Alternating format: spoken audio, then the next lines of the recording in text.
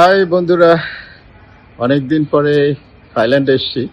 2020 সালের 15 জানুয়ারি আমি লাস্ট থাইল্যান্ডে এসেছিলাম। তখন থাইল্যান্ড থেকে চলে গেলাম ইউরোপের দিকে। তারপরে আর আসা হয়নি কোভিডের মধ্যে। রিসেন্টলি এশিয়াতে ট্রিপ করেছি কিন্তু আসা হয়নি। বাট গতকালকে এখানে আসলাম থাইল্যান্ডে।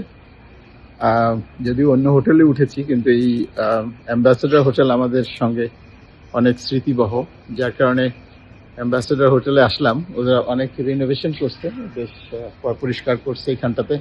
ইজ দি লবি খুব সুন্দর করছে, আরও রিনোভেশন চলছে এখানে। খোলা জায়গা ছিল, এগুলো সব চেঞ্জ করছে। এটা স্কোয়ার উইং নাম দিয়েছে, বাট এটা this is the old wing basically. New উইংটা এইদিকে। ইটস আ প্রিটি নাইস ইয়ে করছে। শপিং মলটা ছিল, আর্কেডটা ছিল, ওইটাও ওইদিকে আছে, কিন্তু ছোট করে ফেলছে আর কি।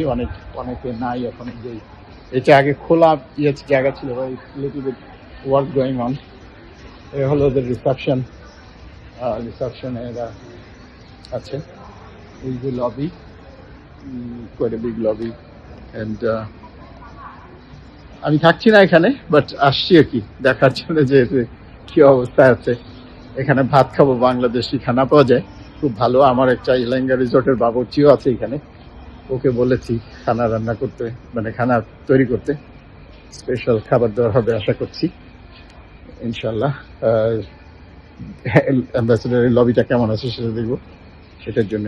So waiting for my brother Najib. Once he is here will go for eating, and then খানা খেয়ে আমরা বাইরে কিছু, এখানে ভীষণ গরম এখানে।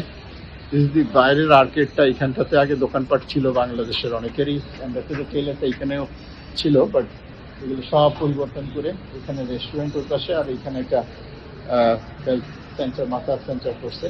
It's fantastic, very good design করে, সব কিছুই একটু different. So let's see, I hope that they are doing fine. কথা হবে আবার, চাও।